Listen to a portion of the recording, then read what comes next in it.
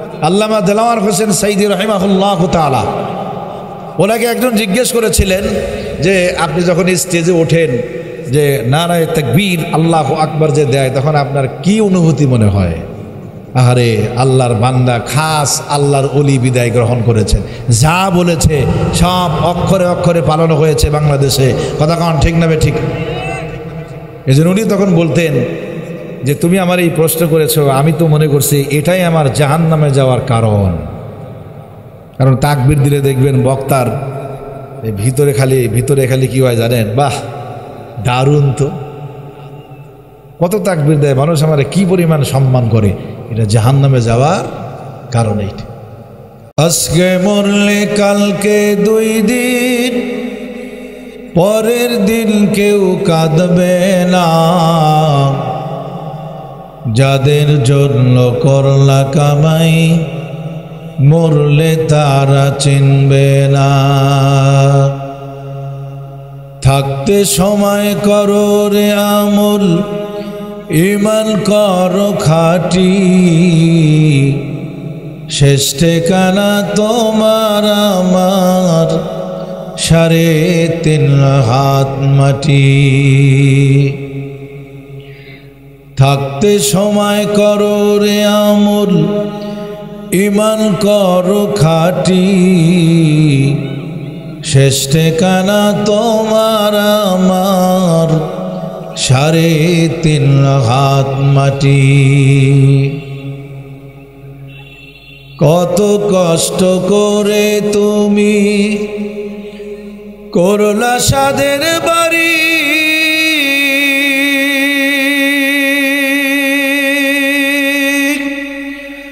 সেই বাড়িতে ঠাই হবে না, যাইতে হবে ছাড়ি। কত কষ্ট করে তুমি করলা সাদের বাড়ি,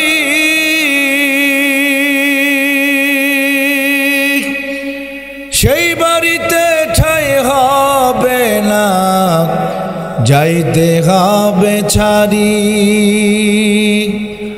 মোহমায়ার টানে তুমি রবের বিধান ভুইল না,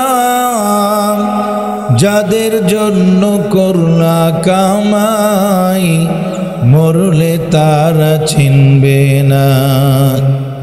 থাকতে সময় করো রে আমল, ঈমান করো খাঁটি, শেষ ঠিকানা তোমার আমার 3.5 হাত মাটি। আধার ঘরে থাকবে পরে সাইরা তুমি সব, কেউ রবে না সঙ্গে তোমার, থাকবে সেদিন রব। মিশে মায়ার এই দুনিয়ায় ক্ষণিকের এই ঠিকানা, ধনী গরিব নাই ভেদাভেদ, মাটির হবে বিছানা। থাকতে সময় করো রে আমল, ঈমান করো খাঁটি, শেষ ঠিকানা তোমার আমার 3.5 হাত মাটি। শেষ ঠিকানা তোমার আমার 3.5 হাত মাটি। আজকে মরলে কালকে 2 দিন, পরের দিন কেউ কাঁদবে না, যাদের জন্য করলা কামাই মরলে তারা চিনবে না। থাকতে সময় করো রে আমল, ঈমান করো খাঁটি, শেষ ঠিকানা তোমার আমার 3.5 হাত মাটি। ওয়াইবাদুর রহমান,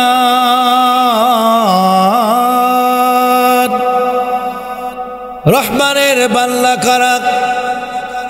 আল্লাহ নিজেই জবাব দেয়, আল্লাযীনা ইয়ামশুনা আলাল আরদি হাওনা, জমিনের মধ্যে নম্র এবং ভদ্রতার সাথে চলে যারা, এরা হলো রহমানের বান্দা। এক নম্বর গুণ হলো, কোয়ালিটি হলো আল্লাযীনা ইয়ামশুনা আলাল আরদি হাওনা, জমিনের মধ্যে নম্র এবং ভদ্রতার সাথে চলে যারা। এটা এমন একটা কোয়ালিটির কথা আল্লাহ বর্ণনা করেছেন। রহমানের বান্দা হওয়ার জন্য এক নম্বর গুণ হলো জমিনের মধ্যে নম্র ভদ্রতার সাথে চলে যারা। অন্য কোনো কথা আল্লাহ বলেন নাই। গাজীপুর বাজারের মধ্যে 10টা দোকান থাকা লাগবে, সিরাজগঞ্জ শহরে 5 তলা বাড়ির মালিক হওয়া লাগবে, হরিনাথপুর এলাকার মধ্যে 50 বিঘা সম্পত্তির মালিক হতে হবে রহমানের বান্দা হওয়ার জন্য। তা কিন্তু আমার আল্লাহ তাআলা বলেন নাই। এমন একটা শব্দ উচ্চারণ করেছেন, আল্লাযীনা ইয়ামশুনা আলাল আরদি হাওনা, জমিনের মধ্যে নম্র এবং ভদ্রতার সাথে চলে যারা। আল্লাহ যে কথা বললেন, এই কথার মাধ্যমে বোঝা গেল একজন দিনমজুর, একজন রিকশাওয়ালা, একজন কোটিপতি রহমানের বান্দা হওয়ার জন্য যেই প্রথম গুণ কোয়ালিটি আল্লাহ বলেছেন, এই কোয়ালিটি অর্জন করার জন্য কোনো বাধা আছে কি? একজন রিক্সা চালক হতে পারে, একজন দিনমজুর হতে পারে, একজন কোটিপতিও হতে পারে এই গুণ অর্জন করার জন্য। আল্লাহু আকবার জোরে কর। গুণটা কি? শুনা আলাল আরদি হাওনা, জমিনের মধ্যে নম্র এবং ভদ্রতার সাথে চলে যারা। আপনারা মনে মনে ভাবতেছেন, হুজুর এইটা একটা কোয়ালিটি হইল, এটা একটা গুণ হইল নাকি? আরে নম্র এবং ভদ্রতার সাথে চলে যারা। আচ্ছা, এর উল্টা দিক হলো যারা অহংকার তাকাব্বুরি করে। উল্টাটা হলো অহংকার তাকাব্বুরি করে, নম্র ভদ্রতার সাথে চলে না। নম্র ভদ্রতার সাথে চলে না, অহংকার তাকাব্বুরি করে।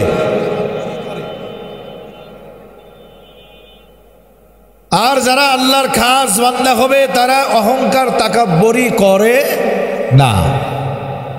জমিনের মধ্যেও কোটি টাকার মালিক হলেও, 20 তলা 30 তলা বিল্ডিংয়ের মালিক হলেও ওর চলাফেরার মধ্যে নম্রতা ভদ্রতা প্রকাশ পায়। এরকম মানুষ সমাজে আছে না নেই? আবার কিছু মানুষ আছে, আগে ছিল চোর, ডাকাত, বদমাইশ, মানুষের সম্পদ লুণ্ঠন করে কোটি কোটি টাকার মালিক হওয়ার পর ওর পা আর জমিনে পড়ে না। এরকম ডাকাত আমাদের সমাজে আছে না নেই? জোরে করে। গরুর জামা চুরি করে গায়ে দিয়েছে এক সময়, সে আজকে অট্টালিকার মালিক। ও গ্রামের মানুষকে মানুষ মনে করেন, ও কাউকে মানুষ মনে করেন।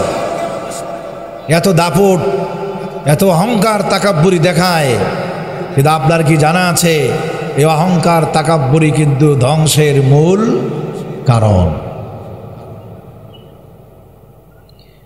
এজন্য আমি বলি, নেতা হওয়ার চাইতে সমাজের মধ্যে একজন আদর্শবান মানুষ হওয়া অত্যন্ত জরুরি প্রয়োজন। আপনি গ্রামের নেতা হওয়ার চাইতে আদর্শবান মানুষ হবেন, মৃত্যু পর্যন্ত আপনাকে মানুষ মনে রাখবে, স্মরণ করবে, দোয়া করবে। আর এলাকার নেতা আপনি হইছেন, 5 বছর নেতাগিরি করলেন, 5 বছর পর যখন ক্ষমতা চলে যাবে তখন তো জুতার মালালি খুঁজবে আপনাকে, তুই গেলি কই, তুই গেলি কই, তাড়াতাড়ি বের হ, তোর দাপট আজকে দেখাবো, জুতার মালালি আছে রেডি হয়ে, আয়, তুই গেলি কোথায়? ও তখন বলছে যে আগামী 5 বছর আর আমি আসবো না, তোমার এই হরিনাথপুর আমি ভাগলাম। কথা কন, ঠিক না? ঠিক। এই জন্য নেতা হওয়ার চাইতে ভালো মানুষ হন, ক্ষমতার পরিবর্তন হলেও সব মানুষ আপনাকে সম্মান করবে। কথা কন ঠিক না বেঠিক? আর একটা কাজ আছে এলাকার মধ্যে, অহংকার ব্যক্তি, দাপটওয়ালা ব্যক্তি যখন মৃত্যুবরণ করে, মানুষ কি বলে জানেন? বলবো কি? রাগ করবেন না তো? আপনার অহংকার ছিল, তাকাব্বুরি ছিল, এলাকার মানুষকে আপনি মানুষ মনে করেন নাই, ক্ষমতার দাপট দেখিয়েছেন। আপনি যখন মৃত্যুবরণ করেন, এলাকার মানুষজন তখন কি বলে জানেন? শয়তান মরেছে, কুত্তা মরেছে, জানোয়ার মরে গেছে, কুলাঙ্গার ব্যক্তি মরেছে। সমাজ আজকে ঠান্ডা হয়ে যাবে। এ মিষ্টি নিয়ে আয়, মিষ্টি বিলা। সমাজ থেকে আজকে কুলাঙ্গার বিদায় হয়েছে, বলে কি বলে না জোরে এখন? আর আপনি আচরণ ভালো করে দেখেন, অহংকার যদি না করেন, নম্র ভদ্রতার সাথে যদি আপনি চলেন, আমার ভাইয়েরা, যখন মানুষ মাইকের মধ্যে আপনার মৃত্যুর সংবাদটা শুনবে, সমস্ত মানুষগুলি, নারী পুরুষ সকলেই দেখবেন চোখের পানি ছেড়ে দিয়ে বলবে, আল্লাহর খাস একজন বান্দা আজকে বিদায় হয়েছে, ইয়া আল্লাহ তাকে জান্নাতবাসী করে দিও। জোরে কোন আল্লাহুম্মা আমিন। কথা কান ঠিক না বে ঠিক? তাহলে নম্র আর ভদ্র হলে কি হয়, আর তাকাব্বুরি করলে কি হয় বুঝলেন তো? এই জন্য আল্লাহ বলছেন, আল্লাযীনা ইয়ামশুনা আলাল আরদি হাওনা, জমিনের মধ্যে নম্র এবং ভদ্রতার সাথে চলে যারা, আল্লাহর খাস বান্দা হওয়ার জন্য 1 নম্বর গুণ হলো এইটা। ও যুবক ভাইরা, তোমাদের কিছু কথা বলতে চাই। আজকে যুবকদের দিকে তাকায় দেখেন, আব্বার টাকা আছে, আর বর্তমান লেটেস্ট মডেলের একটা হুন্ডা আছে, ভুরিওয়ালা পেট মোটা হুন্ডা আছে না এখন? কথা কন না কেন? বড় ভুরিওয়ালা হুন্ডা। আব্বার টাকা আছে আর যুবকদের বর্তমান লেটেস্ট মডেলের একটা হুন্ডা আছে, আর ইসলামী জ্ঞান ওই যুবকের নেই। কটা কথা বললাম? 3টা। টাকা আছে, হুন্ডা আছে, ইসলামের জ্ঞান নেই। ও যখন এই হরিনাথপুর এই রাস্তা দিয়ে যখন হুন্ডা চালাবে, তখন মনে হবে গোটা হরিনাথপুরের রাস্তা তার আব্বার টাকা দিয়ে তৈরি করা। কথা কন ঠিক না বে ঠিক? কেন? ও হুন্ডায় উঠলে দেখবেন ওর হুন্ডা সোজা চলে না, আঁকা বাঁকা হয়ে চলে। মানে হুন্ডায় উঠলেই ওর পাশায় কিরা পোকা কামড়ায়, যে একটু ঘুরায় সালা। কথা কন না কেন? কি দাপট! আব্বার টাকা আছে, লেটেস্ট মডেলের হুন্ডা আছে, ও সমাজের মানুষকে মানুষ মনে করে না। ওর সামনে দিয়ে যে যায় ও কাউকে মানুষ মনে করে না, অহংকার তাকাব্বুরি করে। ও যুবক ভাই, তোমার ব্যাপারে, অর্থাৎ তোমার শুধু না, যারা অহংকার তাকাব্বুরি করে তাদের ব্যাপারে আমার রাসূল কি বলেছে দেখেন, লা ইয়াদখুলুল জান্নাতা মান কানা ফি কলবিহি মিসকালু যাররাতিন মিন কিবির। যাদের অন্তরের মধ্যে সামান্য পরিমাণ কিবির আছে, যাররা পরিমাণ, মিসকালু যাররাতিন মিন কিবির, সামান্যতম সরিষার দানা পরিমাণ অহংকার আছে, তাকাব্বুরি আছে, কিবির আছে, আমার রাসূল বলেন তুমি জান্নাতে যেতে পারবা না। লা ইয়াদখুলুল জান্নাতা মান কানা ফি কলবিহি মিসকালু যাররাতিন মিন কিবির। যাররাতিন মিন কিবির, সামান্যতম সরিষার দানা পরিমাণ অহংকার অন্তরের মধ্যে আছে, রাসূল বলেন লা ইয়াদখুলুল জান্নাতা, তুমি জান্নাতে যেতে পারবা না। এখন হুন্ডা, নতুন জামা, নতুন জুতা যদি কেউ পরে দেখবেন অহংকার রিয়া আছে না নাই? ব্র্যান্ডের শার্ট, ব্র্যান্ডের জুতা, ব্র্যান্ডের চশমা পরেছে, তাকাব্বুরি আছে না নাই? জোরে এখন অনেক যুবকের আছে দেখবেন, ও সামনার বোতাম খোলা, স্বর্ণের চেন গলায় দিয়ে রাখছে, ওগুলো খুলে রাখে দেখানোর জন্য। আমার কথা না, রাসূল বলছে দেখেন, ফাকালা রাজুল, এক ব্যক্তি রাসূলকে প্রশ্ন করলেন। এই হাদিস যখন রাসূল বলছেন, ইন্নার রাজুলা ইউহিব্বু আন ইয়াকুনা সাওবুহু হাসানা ওয়া না'লুহু হাসানা। রসুলকে জিজ্ঞেস করলেন, হুজুর তাহলে যারা নতুন জুতা নতুন পোশাক পরে তাদের ব্যাপারে কি হবে? এই প্রশ্নটা করেছেন। রসুল বললেন, ইন্নাল্লাহা জামিল, নিশ্চয়ই আমার আল্লাহ সুন্দর, ইউহিব্বুল জামাল, আর আল্লাহ সৌন্দর্যকে মহব্বত করে। সুবহানাল্লাহ জোরে বলেন। সুন্দর গোছানো পরিপাটি জীবনকে আল্লাহ কি করেন? মহব্বত করেন, পছন্দ করেন। সুবহানাল্লাহ কইবেন না? হ্যাঁ, আপনি ব্র্যান্ডের শার্ট পরেছেন, ব্র্যান্ডের জুতা পরেছেন, ব্র্যান্ডের চশমা আপনি বললেন, আপনি এরপরে প্যান্ট পরেছেন, আপনি সমস্যা নাই, কিন্তু যদি অহংকার না থাকে আপনার ওই পরিপাটি জীবনকে আল্লাহ মহাব্বত করেন, আমার রসুল বলেছেন। সুবহানাল্লাহ জোরে বলেন। পরবর্তীতে রসুলকে সাহাবায়ে কেরাম প্রশ্ন করলেন, হুজুর তাহলে অহংকারটা কি? খুব মনোযোগ দিয়ে শুনবেন এই কথাগুলো। অহংকার কি? রসুলকে প্রশ্ন করে ফেলেছেন পরবর্তীতে সাহাবায়ে কেরাম। এই হাদিসের শেষ অংশের মধ্যে রসুলকে যখন প্রশ্ন করলো, তাহলে হুজুর অহংকারটা কি, তাকাব্বুরি কি, রসুল জবাব দিয়ে দিলেন, আল কিবরু বাতরুল হাক্কি ওয়া গামতুন নাস। আল কিবরু বাতরুল হাক্কি ওয়া গামতুন নাস। রসুল বলেন অহংকার হলো আল কিবরু বাতরুল হাক্কি, সত্য জানার পরেও যারা ঘাড় মোড়ায়া চলে যায়, সত্য জানার পরেও যারা অস্বীকার করে। ঘাউরা বোঝেন তো? ঘাউরা ঘাড় তেরা কিছু মানুষ সমাজে আসে না নাই? সত্যকে জানার পরে ঘাড় মোড়ায়া চলে যায়, তাকাব্বুরি অহংকারী করে চলে যায়। আমার বক্তব্য না, আমার রসুল বলেন আল কিবরু বাতরুল হাক্কি, হক জানার পরেও ঘাড় মোড়ায়া চলে যায়, সত্য জানার পরেও অস্বীকার করে। বলবেন হুজুর এইটা আবার কি? সুদ খাওয়া হালাল না হারাম? জোরে কন্ত দেখি।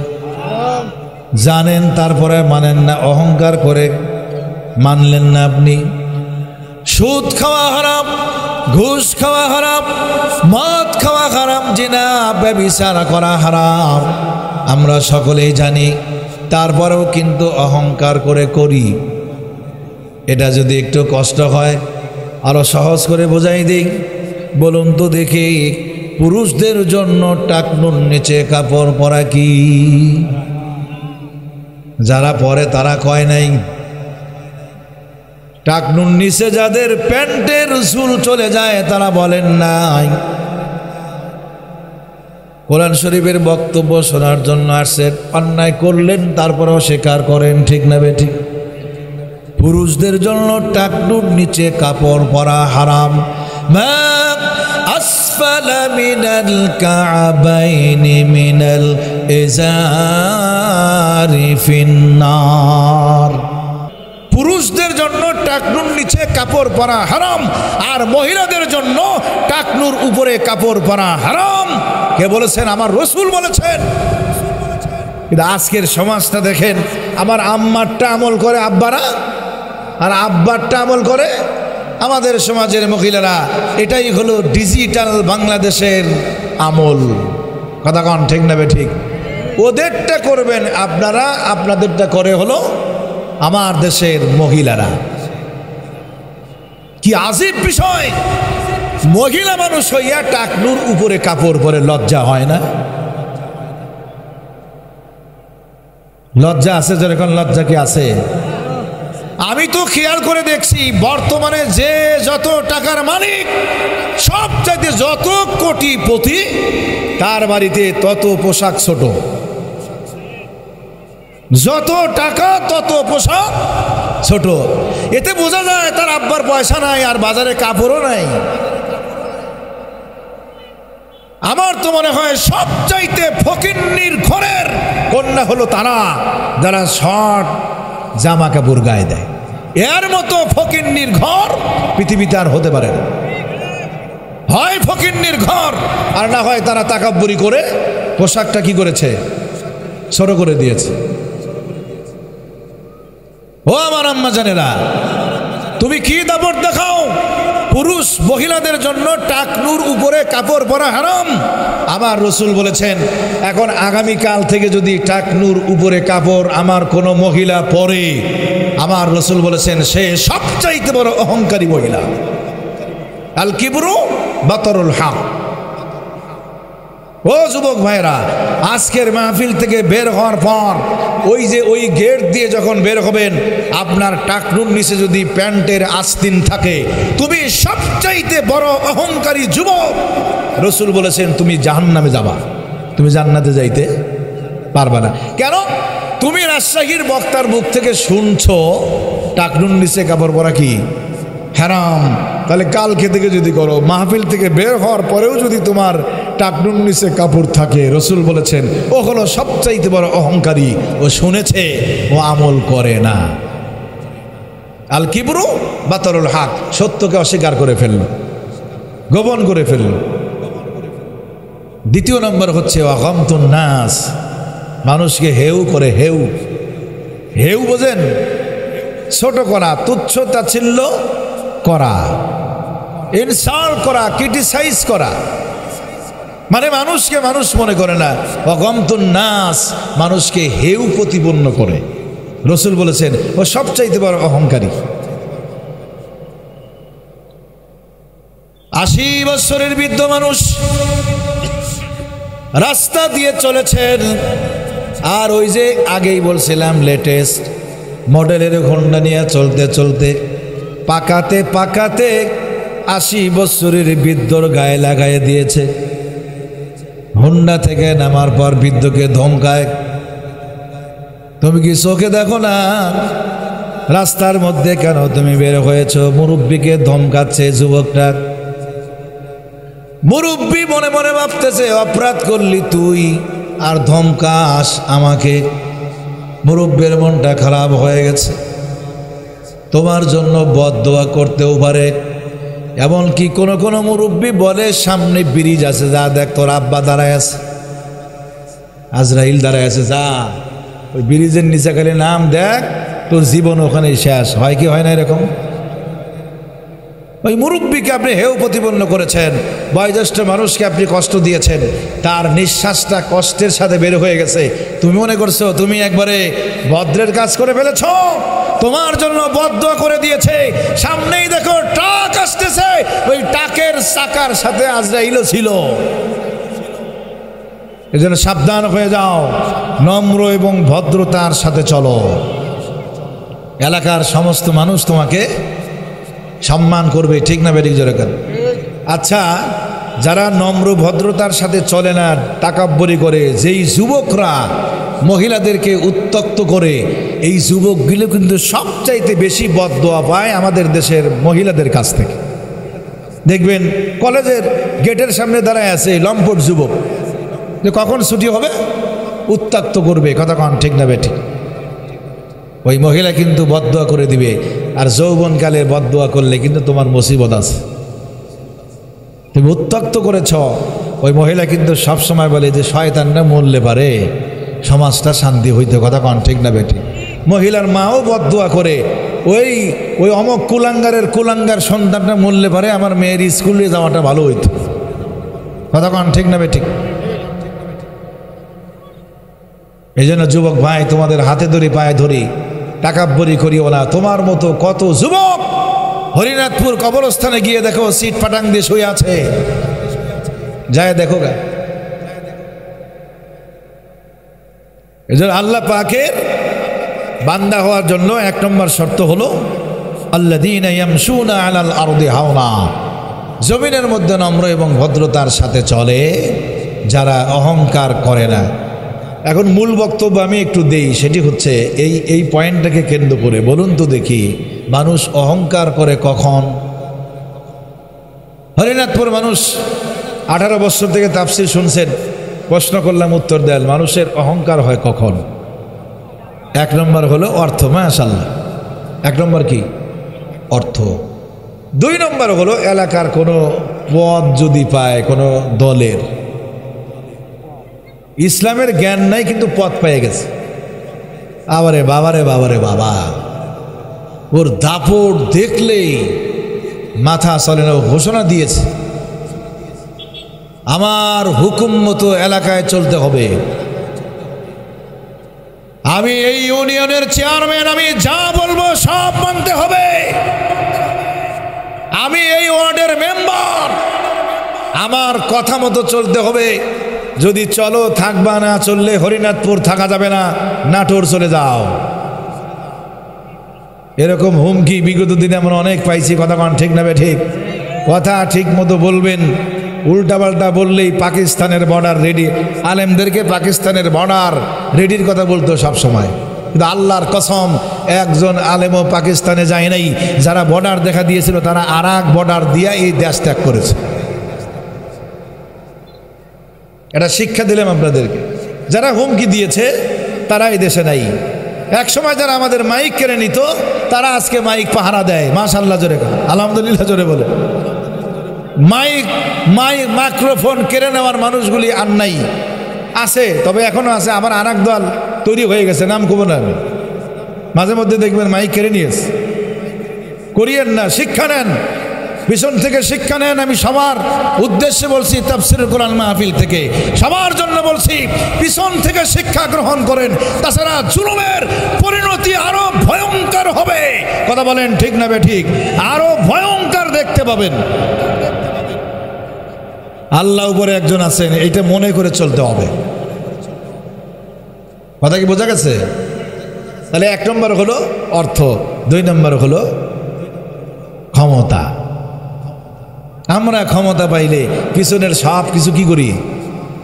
বলে যাই, সব ভুলে যাই, কোনো কিছু আর মনে থাকে না। মনে রাখতে হবে, পিছনের ঘটনাগুলি মনে রাখতে হয়।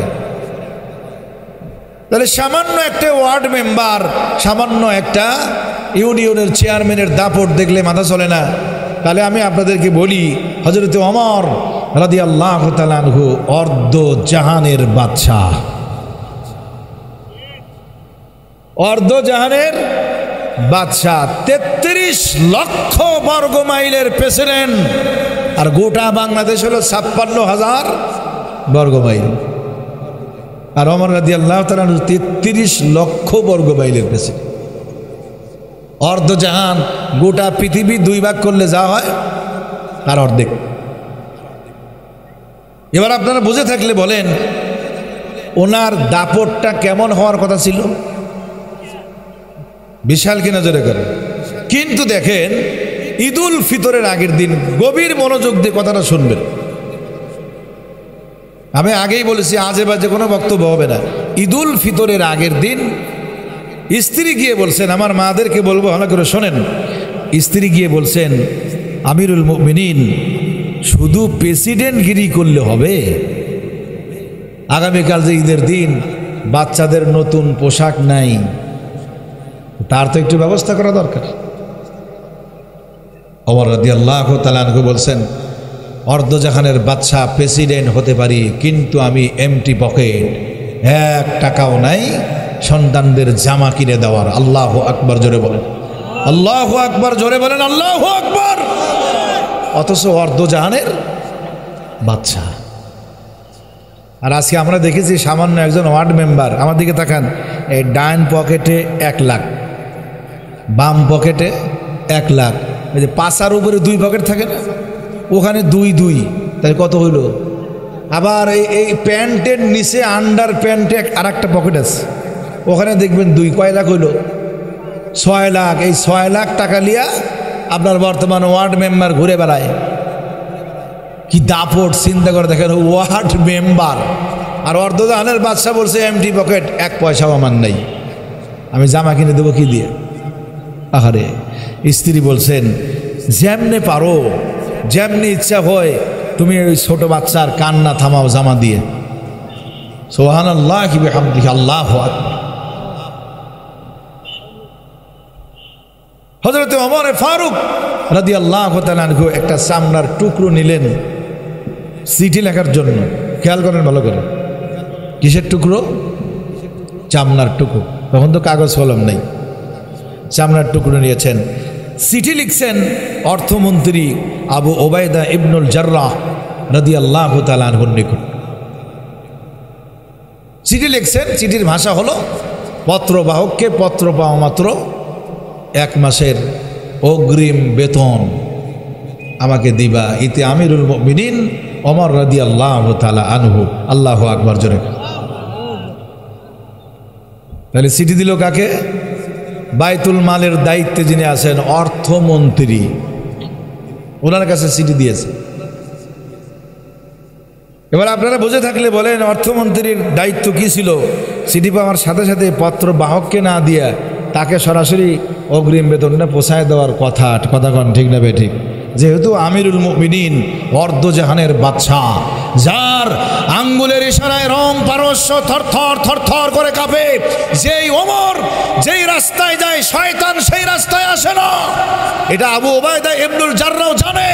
তাহলে তার উচিত ছিল টাকাটা পৌঁছায় দেওয়া। পত্রবাহককে না দিয়ে কোথায় নিজে উপস্থিত হয়ে, স্যার এই যে টাকা নিয়ে আসছি, আপনি পত্রবাহককে দিয়েছেন, আমাকে তো হুকুম দিলেই পারতেন। কথা কন ঠিক না বে ঠিক? এগুলো বলতে পারতেন কিনা? চিঠি পাইছে, চিঠি পড়ার পর টাকা দেবে তো দূরের কথা,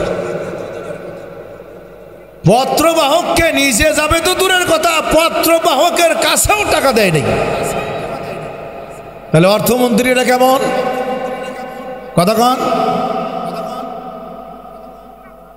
টাকা দেয়নি, বরং চিঠির অপোজিটে আবু উবাইদা ইবনুল জাররাহ রাদিয়াল্লাহু তাআলা আনহু 2টা শর্ত লিখেছেন। প্রেসিডেন্ট হয়েছেন ভালো কথা, আপনি অর্ধজাহানের বাদশাহ ভালো কথা, কিন্তু 1 মাসের অগ্রিম বেতন নেওয়ার জন্য শর্ত হলো 2টি। সুবহানাল্লাহ জোরে বলেন, আল্লাহু আকবার জোরে বলেন। কয়টা শর্ত দিয়েছে শুনবেন? 1 মাসের অগ্রিম বেতন দিবেন ভালো কথা, 2টা শর্ত আদায় করলে পাইবেন। তাছাড়া আপনি অর্ধজাহানের বাদশাহ হন আর সারা পৃথিবীর বাদশাহ হন, আর আপনি যা হন টাকা আপনি পাবেন না। এই 2টি শর্ত আদায় করলে পাইবেন। মারহাবা জোরে করেন। তাহলে অর্থমন্ত্রীর কেমন পাওয়ার চিন্তা করে দেখেন। আবার ভাইয়েরা, 1 নম্বর শর্ত হলো চিঠির অপোজিটে লেখা আছে, 1 নম্বর শর্ত দিয়েছেন আমিরুল মুমিনিন 1 মাসের অগ্রিম বেতন দেওয়া হবে, এর মধ্যে কোনো সন্দেহ নাই আমিরুল মুমিনিন। তবে 1 নম্বর শর্ত হলো আগামী 1 মাস পর্যন্ত আপনি যে জীবিত থাকবেন তার গ্যারান্টি দেওয়া লাগবে।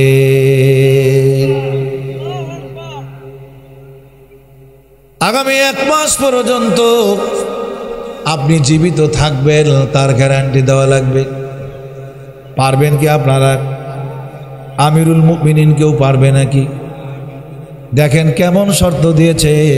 তার কারণ হলো এই অর্থগুলি আপনার নয়, এই অর্থগুলি হলো মদিনার সমস্ত জনগণের অর্থ।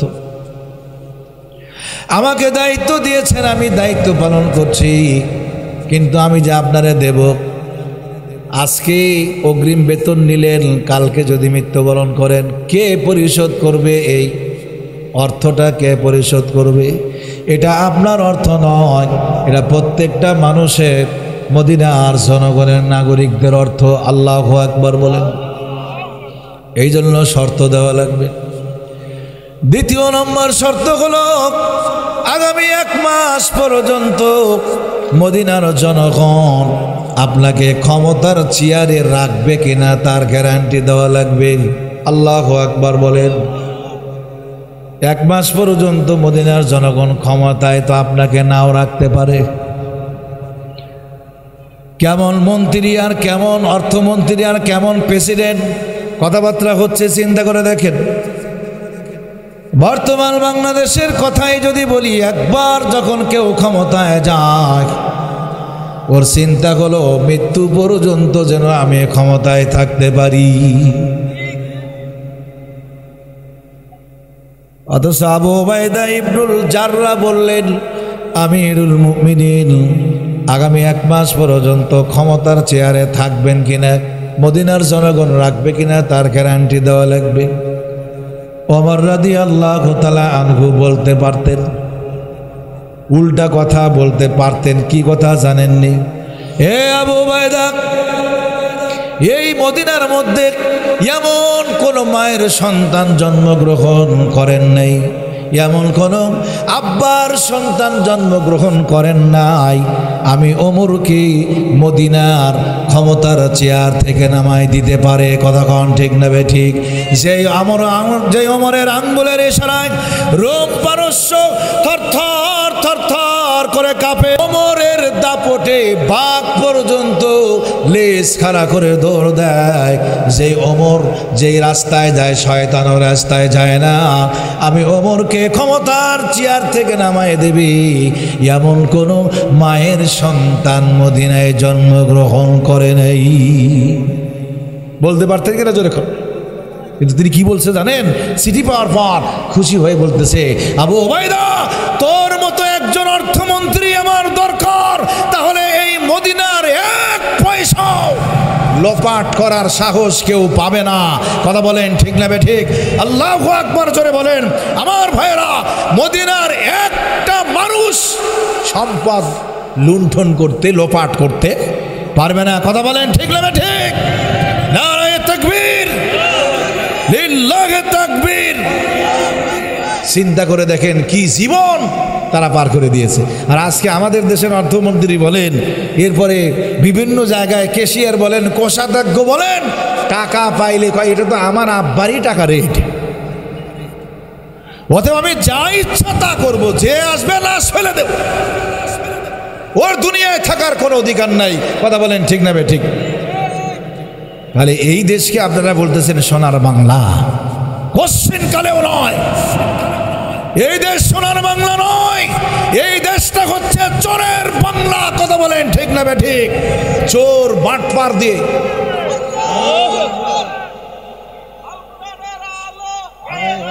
ব্যাস হয়রান হয়ে গেছেন, হয়রানি হয়ে থাকেন। আমি একাই কই, অসুবিধা নেই। শোনেন, ওইগুলো লাগবে না, ভালো করে বোঝেন আগে কথাটা। ওই কথার সাথে মিল আছে না নাই? জোরে এখন বলছে, তোর মতো একজন অর্থমন্ত্রী আমার দরকার, তাহলে এক টাকাও কেউ লোপাট করতে পারবে না। সুবহানাল্লাহ জোরে কেন? আবু উবাইদা ইবনুল জাররাহ মনে মনে ভাবতেছেন, যেই কাজ আমি করছি আর যেই মানুষ, না জানি কি হয়। দেখেন ওমর রাদিয়াল্লাহু তাআলা খুশি হয়ে গেছে। তাহলে আমি বোঝাতে যাচ্ছিলাম, অর্ধজাহানের বাদশা হওয়ার পরেও কোনো অহংকার তাকাব্বুরি নেই। সুবহানাল্লাহ জোরে। এই পয়েন্টের আর একটা কথা আছে, এটা হলো আমল। আমি আপনাদেরকে আজকে আমল দিয়ে দেব। আল্লামা দেলাওয়ার হোসেন সাইদি রাহিমাহুল্লাহ তাআলা, ওনাকে একজন জিজ্ঞেস করেছিলেন যে আপনি যখন স্টেজে ওঠেন, যে নারায়ে তাকবীর আল্লাহু আকবার যে দেয়, তখন আপনার কি অনুভূতি মনে হয়? আহারে, আল্লাহর বান্দা, খাস আল্লাহর ওলি বিদায় গ্রহণ করেছেন। যা বলেছে সব অক্ষরে অক্ষরে পালন হয়েছে বাংলাদেশে। কথা কন ঠিক না বে ঠিক? এই জন্য উনি তখন বলতেন যে তুমি আমার এই প্রশ্ন করেছো, আমি তো মনে করছি এটাই আমার জাহান্নামে যাওয়ার কারণ। কারণ তাকবীর দিলে দেখবেন বক্তার ভিতরে খালি কি হয় জানেন? বাহ, দারুণ তো, কত তাকবীর দেয় মানুষ, আমার কি পরিমাণ সম্মান করে, এটা জাহান্নামে যাওয়ার কারণ। এইটা ওই জন্য আমি আমার জীবনে যে মাহফিলের লোক কম, ওখানে আমি হক আদায় করে কথা বলি, কোনো অহংকার করি না। লোক বেশি হইলেই দেখবেন ভিতরে একটু ভাব চলে আসে, বাপরে বাপ, কত মানুষ আমাকে দেখার জন্য আসছে। এই জন্য লোক মাহফিলে বেশি হবে, এটা মাহফিলের সফলতা নয়। লোক 10টা হবে, একজন নামাজি হবে, এটা হলো মাহফিলের সফলতা। আল্লাহু আকবার জোরে কোন, ঠিক কিনা জোরে কোন? এই জন্য লাস্টে যেই কথাটা বলি, এই পয়েন্টের, ওয়াজের লাস্টে না কিন্তু এই পয়েন্টের কথা, সেটি হলো মানুষ অহংকার মুক্ত কখন হয় জানেন? হাদিসের মধ্যে আসছে, আমার রসুল একদিন বক্তব্য প্রদান করছেন, খুব মনোযোগ দিয়ে শোনেন কথাটা। আমার মা বোন যারা আছেন তারাও ভালো করে শোনেন। তো এমন অবস্থায় মসজিদে নববীতে রসুল বক্তব্য দেয়, এমন অবস্থায় পিছন থেকে একজন সাহাবী প্রবেশ করেছে। এই যেমন গেট দিয়ে মানুষ ঢুকতেছে, আমার রসুল দেখেই বলছেন, এই মুহূর্তে যিনি প্রবেশ করলেন মসজিদে নববীতে, উনি একজন জান্নাতি সাহাবী। সবগুলি মানুষ পিছন দিকে তাকাইছে, দেখি তো কোন লোকটা। তাকিয়ে দেখে একজন আনসারি সাহাবী। কিছুদিন পর আর এক বৈঠকে বলছেন, এখন যিনি ঢুকলো উনি একজন জান্নাতি সাহাবী। সাহাবায়ে কেরাম পিছনের দিকে তাকায় দেখে ওই মানুষটাই যিনি আগের দিন যাকে জান্নাতি বলা হয়েছে উনি ঢুকতেছেন। সুবহানাল্লাহ। এর কিছুদিন পর আবার রসুল আরও একটা বৈঠকে বলছেন, এখন যিনি প্রবেশ করলেন উনি একজন জান্নাতি সাহাবী। সাহাবায়ে কেরাম পিছনের দিকে তাকায় দেখে যে ওই মানুষটাই 2 দিন আগে যাকে বলছে জান্নাতি উনি, তৃতীয় নম্বরে সেই তৃতীয় দিনে উনি। সুবহানাল্লাহ করবেন না? সাধারণত সাহাবীদের মধ্যে কৌতূহল শুরু হয়ে গেছে যে লোকটা কি আমল করে, এই মানুষটার আসলে আমলটা কি, কোন আমলের কারণে রসুল এক পর 3 দিন বললেন যে ওই লোকটা জান্নাতি। আহারে, ওই লোকটার ক্ষেত্রে যদি আমি হইতাম, অমক বলতেছে যদি আমি হইতাম তাহলে আমার কপাল খুলে যেত। আল্লাহু আকবার জোরে করে। রসুল তার সোনার জবান দিয়ে বলছেন যে লোকটি জান্নাতি। 3 দিন বলছে পরপর। এখন সাহাবায়ে কেরামদের মধ্যে কৌতূহল হলো যে ওর গোপন আমল কি আছে, এইটা দেখা দরকার। সুবহানাল্লাহ জোরে। কি আমল বলেন একটু?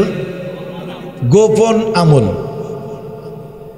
আর বর্তমান এই ডিজিটাল বাংলাদেশের মানুষদের অভ্যাস হলো গোপন গুনাহ। কার মেয়ে বের হয়ে গেছে বাড়ির থেকে, কার কলিজার টুকরা সন্তান অন্য দেশের মেয়েকে নিয়ে আসছে, ভালোবাসার টানে, প্রীতের টানে, অমুক দেশের মহিলা বাংলাদেশে। এরকম দেখেন নাই আপনারা? বর্তমান গিবতের চায়ের দোকান হলো গিবতের সেন্টার। সেখানে বসে দেখবেন সারা গ্রামে কে কি করলো, কার বউ বের হয়ে গেল, কে বাউলি আসলো, কার মেয়ে বের হয়ে গেছে, কার সন্তান বিয়ে করেছে, কে কি করেছে, কে কার ঘরের মধ্যে ঢুকছে, সব দেখবেন ওই গিবতের সেন্টারের মধ্যে। কোথাও না পাইলে ওই ভয়েস অফ চায়ের দোকানে আপনি সব পাইবেন। মারহাবা জোরে কর, মারহাবা, নাউজুবিল্লাহ বলেন। চিন্তা করা যায়, সব পাবেন ওখানে। খালি চায়ের দোকানে বসলেই দেখবেন একবারে পুরা টেলিভিশনের চ্যানেল খুলে দেওয়া আছে ওখানে। সংসদ ভবনে যেমন যার যেমন খুশি বক্তব্য দেয়, চায়ের দোকানে বসে আপনার সব বক্তব্যই চলছে। কথা কন ঠিক না বেঠিক? বর্তমান চায়ের দোকানে চগলখোরের আড্ডা বেশি। কিসের আড্ডা বেশি? এই জায়গায় আর একটা কথা আমি বলি, এই এখনই বলে যাই, পরে আর মনে নাও থাকতে পারে। চগলখোরদের দ্বারা আজকে সমাজে অশান্তি। কথা কন ঠিক না বেঠিক? চগলখোরদের দ্বারা। তো মানুষের গোপন আমল তালাশ করার কথা ভাবতেছেন সাহাবী, উনি গোপন কি আমল করে আগে দেখি। আমার ভাইয়েরা, রসুলের দরবার থেকে ওই জান্নাতি সাহাবী যখন বের হয়েছে, পিছন থেকে একজন যুবক সাহাবী ডাক দিয়ে বলতেছেন, চাচা আমার বাড়িতে একটু সমস্যা হয়েছে, ওই কারণে আজকে আমি 2-3 দিন আপনার বাড়িতে মেহমান থাকতে চাই। আল্লাহু আকবার বলেন। সাহাবীরা মেহমান দেখলে খুশি হয়ে যেত, আর আজকে আমরা মেহমান দেখলে বেখুশি হই। ঘরে ঢোকার আগেই বলে আপনি তো মনে হয় থাকবেন না, খুব তাড়া আছে আপনার। বাড়িতে ঢোকার আগে সাহাবায়ে কেরাম খুব খুশি হয়ে যেত। থাকছে 3 দিন থাকার পর যখন চলে আসবেন তখন বলতেছে, চাচা আমি যেই উদ্দেশ্যে মেহমান থাকলাম আমার বাড়িতে কোনো সমস্যা নাই, কিন্তু আমি একটা কারণে মেহমান থাকলাম, কিন্তু আমার তো কোনো লাভ হইল না। কয় আমি আপনার গোপন আমল তালাশ করার জন্য আসলাম। রসুল আপনাকে জান্নাতি বলে ঘোষণা দিল, কিন্তু আমি যে আমল করি আপনিও তাই করেন, তো কোনো নতুন তো কিছু দেখি না, তা আপনি জান্নাতি কেমনে হইলেন? তখন এই সাহাবী বলছেন, ভাতিজা আমার গোপন কোনো আমল নেই, তবে হ্যাঁ একটা আমল আমি করি, আমার মনে হয় ওই আমলটা আল্লাহ পাক কবুল করে রসুলকে জান্নাতি বলে ঘোষণা দেওয়ার কথা বলেছেন। সুবহানাল্লাহ জোরে। তখন বলছে চাচা সেই গোপন আমলটা কি, ওই আমলটা কি বলেন তো দেখি। শোনেন, এটা হলো মূল কথা। সাহাবী বলছেন ভাতিজা, আমার গোপন আমলটা হলো আমি প্রত্যেক দিন এই আমলটা করি। তা হলো আমি সকালে ফজরের নামাজ পর বাড়ির থেকে যখন বের হই, এশার নামাজের আগ পর্যন্ত কত মানুষের সাথে আমি চলি, কত মানুষের সাথে আমাকে মিশতে হয়, কত মানুষের সাথে আমার লেনদেন হয়, কথাবার্তা হয়, ঠিক না বেঠিক? ও ভাতিজা, আমি যখন ঘুমের ঘরের মধ্যে চলে যাই, বিছানায় যখন চলে যাই, ঘুমোতে যাই, তখন আমার মনে হয় হয়তো অমুক মানুষকে আমি কষ্ট দিয়েছি, অমুক হয়তো আমার দ্বারা কষ্ট পেয়েছে। এই জন্য আমি ঘুমের দোয়া পড়ি, আল্লাহুম্মা বিইসমিকা আমুতু ওয়া আহইয়া। আমি এই দোয়াটা পড়ে যখন আমি ঘুমের ঘরে যাব, ঘুমাইতে যাব, তখন আমি সমস্ত মানুষকে আমি মাফ করে দিয়ে ঘুমাই। আল্লাহু আকবার, সুবহানাল্লাহ। কারণ এই রাতটা আমার জীবনের শেষ রাত হওয়ার সম্ভাবনা আছে। আজকের এই মাহফিল কারো কারো জীবনের শেষ মাহফিল। আজকের এই মাহফিলটা কারো কারো জীবনের শেষ মাহফিল। কারো যারা দান করেছেন, কারো কারো জীবনের শেষ দান, যারা দোয়া করবেন, কারো কারো জীবনের শেষ দোয়া হয়ে যেতে পারে। সামনে রমজানুল মুবারক আসতেছে, কারো কারো জীবনের শেষ রোজা হওয়ার সম্ভাবনা আছে। আবার অনেকেই রমজান পাওয়ার আগে দুনিয়া থেকে যাওয়ার সম্ভাবনা আছে না নাই? তাহলে একজন মানুষ কখন মাফ করে? অহংকার তাকাব্বুরি মুক্ত যখন হয়, সেই মানুষটি দেখবেন আরেকজনকে কি করে দেয়? মাফ করে দেয়। আর আমাদের দেশে মাফ করবে তো দূরের কথা, ও রাত্রিবেলায় ওই বুদ্ধি কৌশল করে লাঠি সোটা যা আছে সব নিয়ে রেডি আছে, খালি রাত্রিটা পোহাক, তোর 14 গোষ্ঠীর 12টা বাজাবো কালকে সকালবেলায়। ও চান্দু, তুমি যে ঘুমাইছো, তুমি কি ঘুম থেকে উঠবা?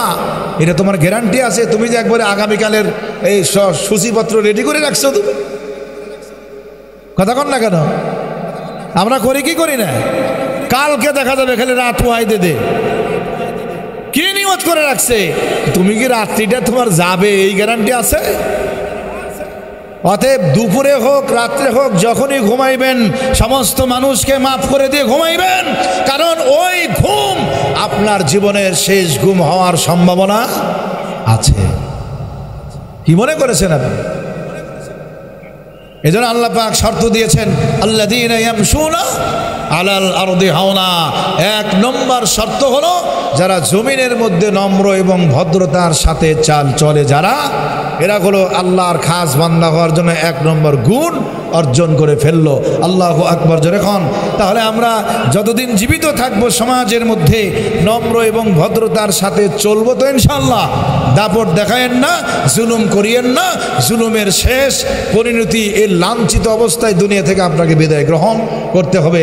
আল্লাহ আমাদের সকলকে এই 1 নম্বর গুণ অর্জন করার তৌফিক দান করেন, জোরে খান আমিন। 2 নম্বর হলো وَإِذَا خَاطَبَهُمُ الْجَاهِلُونَ قَالُوا سَلَامًا। আল্লাহর খাস বান্দা হওয়ার জন্য 2 নম্বর গুণ হলো, 2 নম্বর কোয়ালিটি হলো, জাহেল মূর্খদের সামনে দিয়ে যখন যাবেন, আল্লাহর খাস বান্দারা তর্কে লিপ্ত হয় না। জাহেল মূর্খ সমাজে আছে না নাই? মসজিদে আজান হয়েছে, নামাজের দাওয়াত দিল ইমাম সাহেব, বলছে হুজুর নামাজ তো পড়ি না, নামাজ পড়া দরকার। শয়তান হয়ে গেছি হুজুর, আমাদের জাহান্নাম ছাড়া কোনো উপায় নাই। এরকম কিছু লোক নর্মালি কিছু কথা বলে, কি বলে না? আবার 1 শ্রেণীর পাপিষ্ট পাপাচার আছে, দেখবেন আমি নামাজ পড়বো কি পড়বো না তুমি ইমাম সাহেবকে বলতে হবে কেন? এই আপনি কে? আমার যখন সময় হবে তখন আমি নামাজ পড়বো। দাপটটাই আলাদা। এরকম পাপিষ্ট অবাধ্য পাপিষ্ট ব্যক্তি আছে না নাই? জোরে করে। এটাকে কোরআন শরীফ বলছে অবাধ্য পাপিষ্ট। নামাজ তো পড়লোই না, দাওয়াত দিয়েছে, ওই আরো দাপট দেখাইলে দিয়ে মিয়া তুমি দাওয়াত দেওয়ার কে? আমি কখন পড়বো না পড়বো সেটা আমার ব্যাপার। বাবারে বাবা, গরম কি, দাপট কি দেখেন। আর আরেকজন ব্যক্তি কি বলল, হুজুর নামাজ পড়া দরকার। আসলে আমরা শয়তান হয়ে গেছি। কথাটা নর্মালি কিনা জোরে কেন? এই যে দুইজন বেনামাজি, দুইজনই বেনামাজি, কিন্তু একজন জান্নাতি আর একজন জাহান্নামী। কি আজব কারিশমা দেখেন। কেন? বেনামাজি হয়েও আল্লাহ পাক জান্নাত দিতে পারে। ওই যে নর্মালি কথা বলেছে যে নামাজ পড়া দরকার হুজুর, বেদব হয়ে গেছে আমরা, আমাদের জাহান্নাম ছাড়ার কোনো উপায় নাই হুজুর। কথাটা নর্মালি কিনা জোরে কেন? আর ওইটা কি বললো, এ নামাজ পড়বো কি পড়বো না তোর আব্বার কি, যখন সময় হবে পড়বো, ভাগ কেটে উঠে এখান থেকে। হ্যাঁ দেখ, কাজ না খেলে দামাতলি করো। ওই সময় যদি মৃত্যুবরণ হয়ে যায়, ও 100% ও জাহান্নাম, অবাধ্য পাপিষ্ঠ। এই জন্য এই সমস্ত জাহেলরা যখন যেখানে দেখবেন, তাদের পাশ দিয়ে যখন যাবেন, সালাম দিয়ে পাশ কেটে চলে যায়। তর্কে লিপ্ত হয় না আল্লাহর খাস বান্দাগুলি। সুবহানাল্লাহ জোরে বলেন। ও জানে যে এ তো পুরা জাহেল, কুলাঙ্গার, এর সাথে কথা বলার চাইতে না বলাই বলে। এই জন্য আল্লাহর খাস বান্দা যারা, তারা কিন্তু ওদের সাথে তর্কে লিপ্ত হয় না। এই জন্য কোরআন শরীফ বলেছেন, ওয়াইদা খাতাবাহুমুল জাহিলুনা ক্বালু সালামা, সালাম দিয়ে পাশ কেটে চলে যায়, তর্কে লিপ্ত হয় না। সুবহানাল্লাহ জোরে বলেন। কয় নম্বর গেল? 2 নম্বর। তৃতীয় নম্বর হলো ওয়াল্লাযীনা ইয়াবিতুনা লিরাব্বিহিম সুজদান ওয়া কিয়ামা। তৃতীয় নম্বর বক্তব্য আল্লাহ পাক দিয়েছেন, আল্লাহর খাস বান্দা যারা হবে, তারা যায় নামাজের মধ্যে সেজদায় কাটায়া দিবে, গভীর রাত্রিতে তাহাজ্জুদের নামাজে কাটায় দেয়। রাতের আধারে যারা সেজদাতে রয়, দু চোখের অশ্রুতে নদী যেন বয়, ছলনার হাতছানি যতই আসুক, পিছনে ফিরেও সে তাকায় না। যাদের হৃদয়ে আছে আল্লাহর ভয়, তারা কভু পথ ভুলে যায় না। ঠিক না বেরিক জোরে? আল্লাহর খাস বান্দাগণ তাহাজ্জুদের নামাজের সেজদার মধ্যে কাটায়া দেয়। এই জন্য তাহলে এখানে পাওয়া গেল যে তাহাজ্জুদের নামাজ না পড়ে কিন্তু আল্লাহর ওলি হওয়া যাবে না, কোনোদিনও না। কারণ ওই নামাজ কেউ দেখে না, শুধুমাত্র দেখে কে? আল্লাহ। 5 ওয়াক্ত নামাজ আপনি পড়েন, দেখবেন কালো হয়ে গেছে। এখানে কিন্তু ভাব আছে যে আমি নামাজ পড়ি, মানুষকে বোঝাই। ফাওয়াইলুল লিল মুসাল্লিন আল্লাযীনা হুম আন সালাতিহিম সাহুন আল্লাযীনা হুম ইউরাউন। যারা লোক দেখানো নামাজ পড়ে, ওই নামাজি ব্যক্তিদেরকে আল্লাহ বলেছেন ফাওয়াইলুল লিল মুসাল্লিন, এরা ধ্বংসপ্রাপ্ত নামাজিরা। যারা লোক দেখানো নামাজ পড়ে, কিন্তু তাহাজ্জুদের নামাজ লোক দেখানো হয় না, এটা গভীর রাত্রের নামাজ একা একা পড়তে হয়। কথাক্ষণ ঠিক না ঠিক? এজন্য আমি আপনাদেরকে দাওয়াত দেই, সামনে রমজানুল মুবারক, তাহাজ্জুদ পড়ার সুবর্ণ সুযোগ। কারণ তাহাজ্জুদের ওয়াক্তেই উঠে সাহারি খাইতে হয়। ও আমার আম্মা জানেরা, তাহাজ্জুদের সময় আপনারা সাহারি রান্না করবেন, 2 রাকাত নামাজ পড়ে রান্না শুরু করবেন। এরপর স্বামীকে ডাক দিবেন যে আগে 2 রাকাত নামাজ পড়বা, তারপরে সাহারি পাইবা। তামা নামাজ পড়বা না, সাহারিও পাইবা না, এরকম শর্ত দিয়ে দিবেন। আলহামদুলিল্লাহ জোরে এখন। ও তুমি নাক ডাকা ঘুমাইবা, এই সাহারির শেষ সময়ের 10 মিনিট আগে উঠে হাঁসের মতো খাইবা, তা হবে না। তাহাজ্জুদ পড়তে হবে, তাছাড়া খাওয়া নাই। তুমি না খাই রোজা থাকো। মহিলারা খুশি হয়ে গেছে, যাক হুজুরে আমাদের পক্ষে একটু কথা কইছে। আরে থামেন, সামনে আপনাদের বিপক্ষে কথা আছে, একটু পরেই আসতেছে, খেয়াল করেন। তাহলে নামাজের সেজদায় কাটায় দেয়। সুবহানাল্লাহ জোরে করেন। এই গেল কত? 3। 4 নম্বর হলো আল্লাযীনা ইয়াকুলুনা রাব্বানা আসরিফ আন্না আযাবা জাহান্নাম ইন্না আযাবাহা কানা গরামা। আল্লাহু আকবার বলেন। বোঝা গেছে আলোচনা আপনাদেরকে খাওয়াইতে পারলাম না। আমার তো মনে হচ্ছে আপনারা বিরক্ত হয়ে গেছে। আমি কিন্তু গান ধরতে পারি, যদি বিরক্ত হন মমতাজের গানও কিন্তু আমার জানা আছে, কিন্তু মাহফিলটাকে গানের আড্ডাখানা বানাবো না ইনশাআল্লাহ। 4 নম্বর হলো আপনি যে নামাজ পড়েছেন, আগের আয়াতটা দেখেন, নামাজের কথা বলছেন আল্লাহ। এই নামাজ পড়ে অনেক মানুষ দেখবেন মনে মনে ভেবে নিয়েছে আমি 5 ওয়াক্ত নামাজ পড়ি, আমি তো তাহাজ্জুদের নামাজ পড়ি, অবশ্যই আমি জান্নাতে যাব। কেউ কেউ ধরে নেয়, ঠিক না বেঠিক?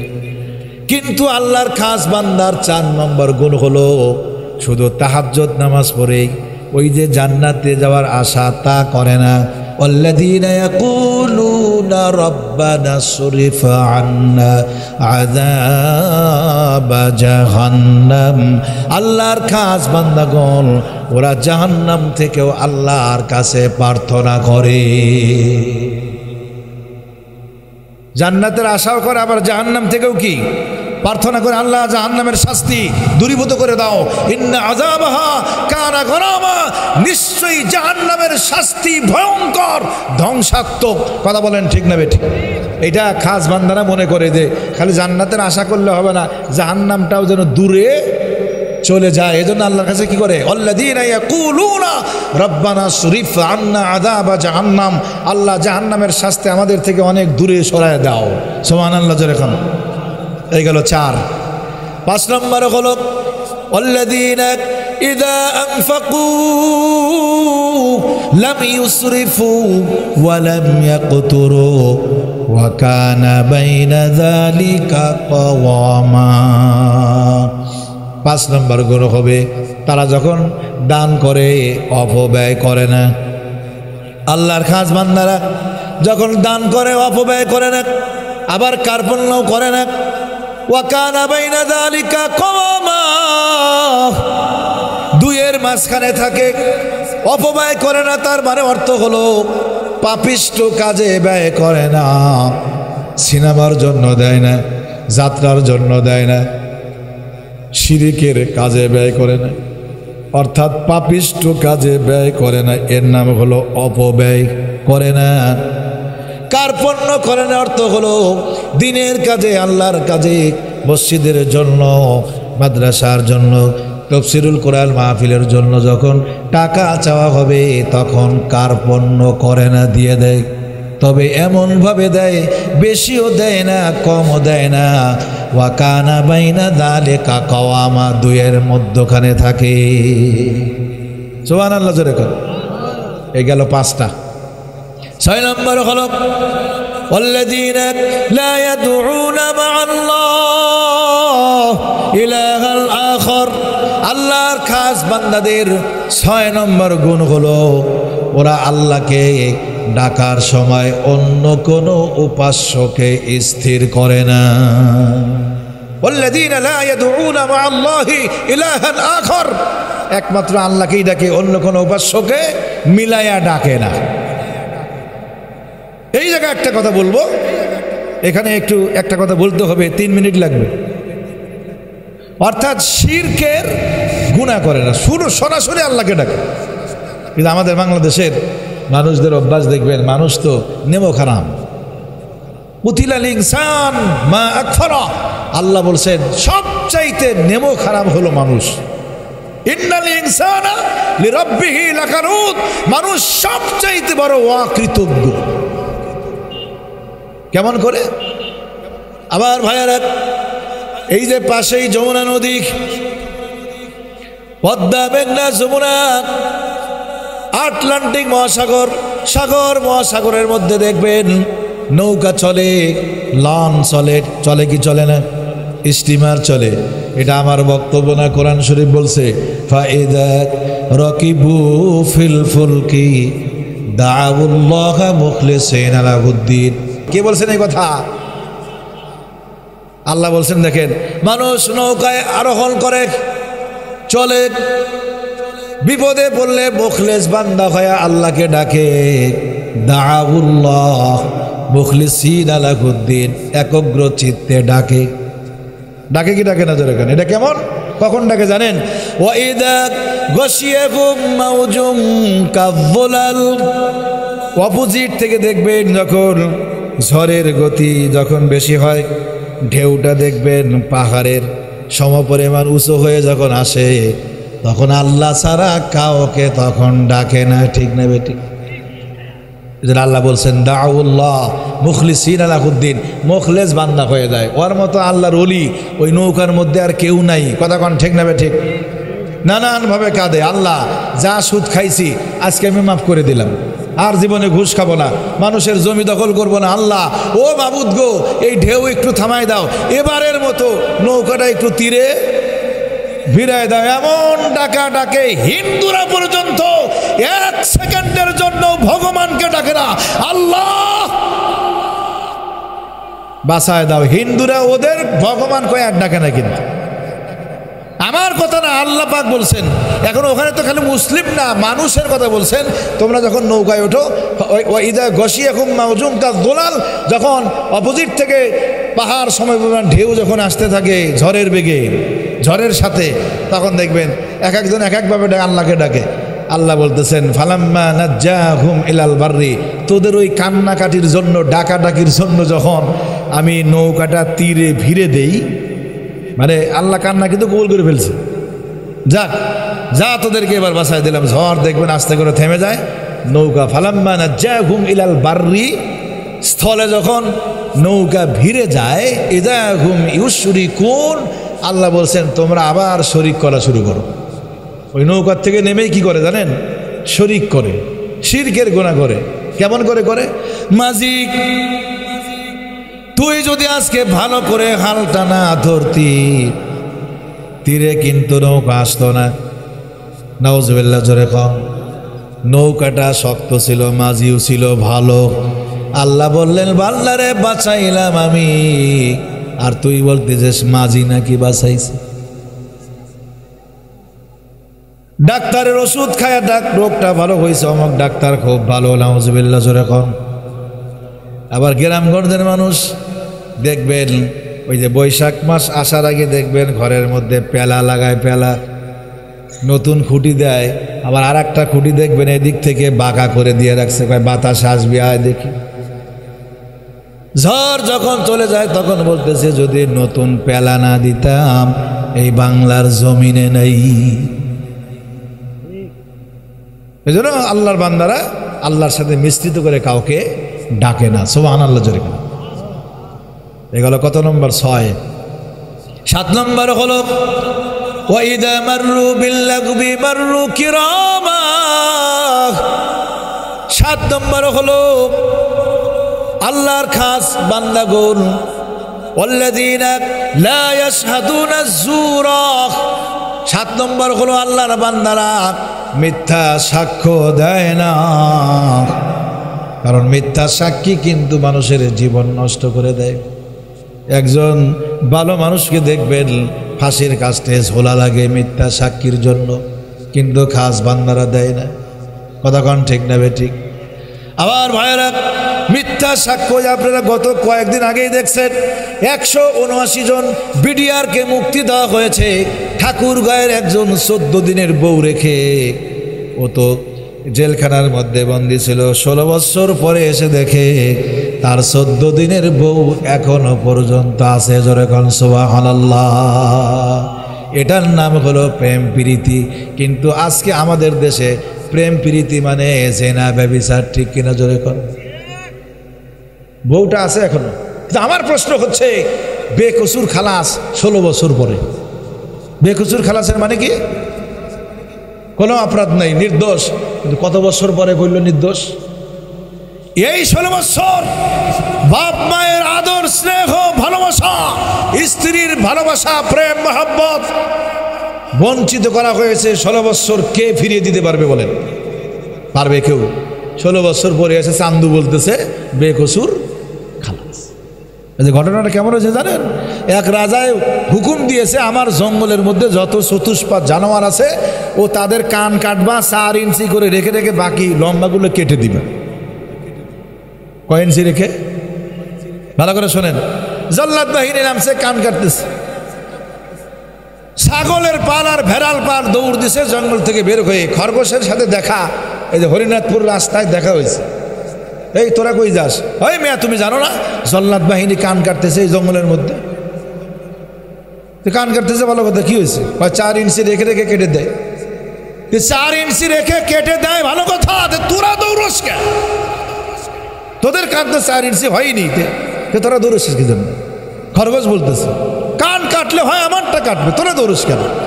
কয় ভাই এমন জল্লাদ বাহিনী নামছে, কান কাটার পরে গা মাইপে দেখে যে কতটুকু কাটল। কথা কি বুঝতে পারছেন? এই কথার মানে হইল যে কান কাটার পরে মাপলে কি হবে? 16 বছর আমার জীবন থেকে আপনি কেড়ে নিয়েছেন, এখন বলতেছেন বেকুজুর খালাস।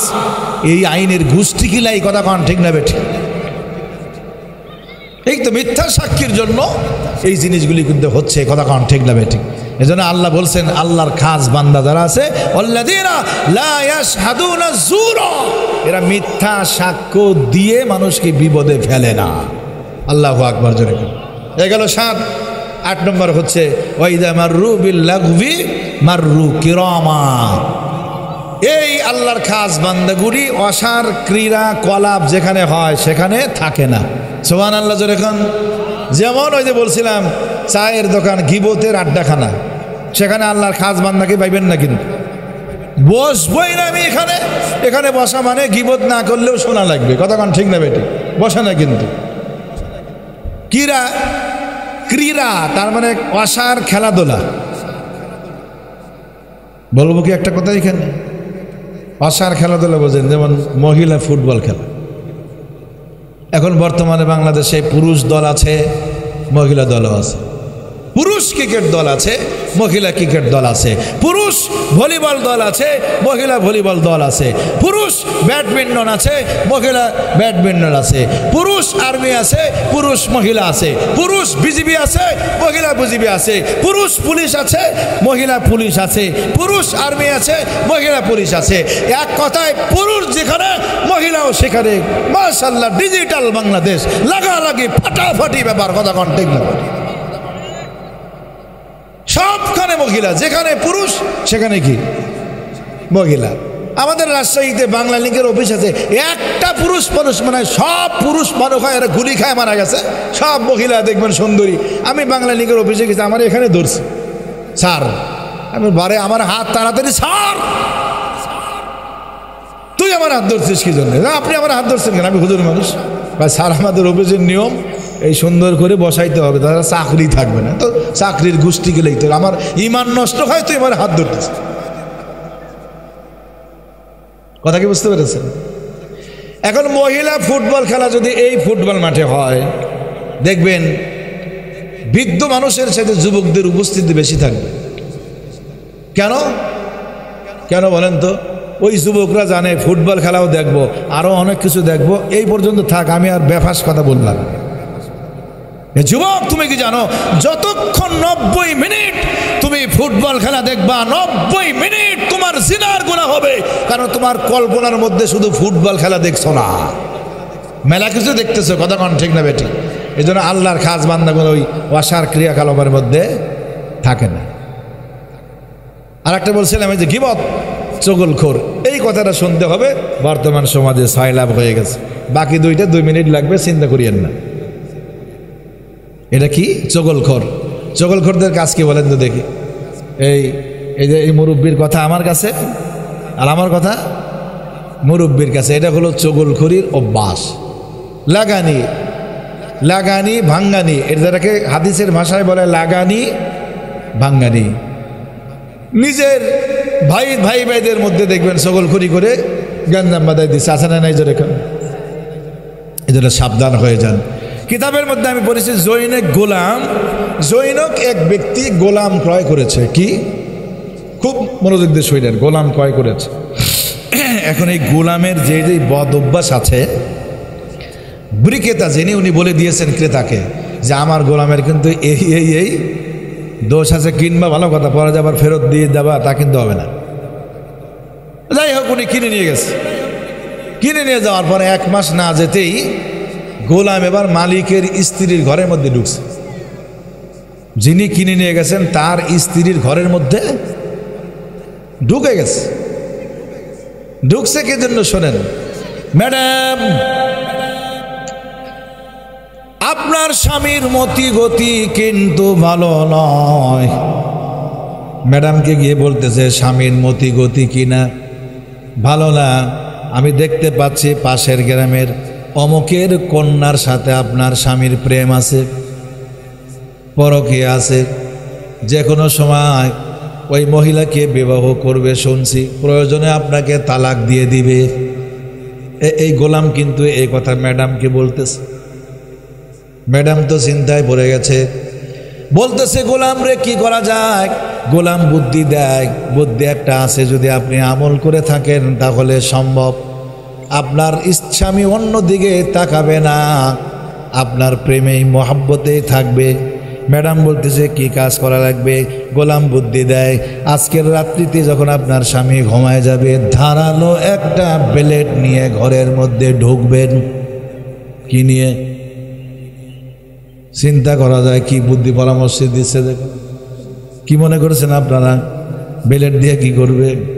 বর্তমানে তো তাই হচ্ছে, কথা কোন ঠিক না, গলা না আর এক গলা কাটে। কিন্তু পরামর্শটা ও তা দেয় নাই। কয় ব্লেড নিয়ে ঢুকে কি করবো?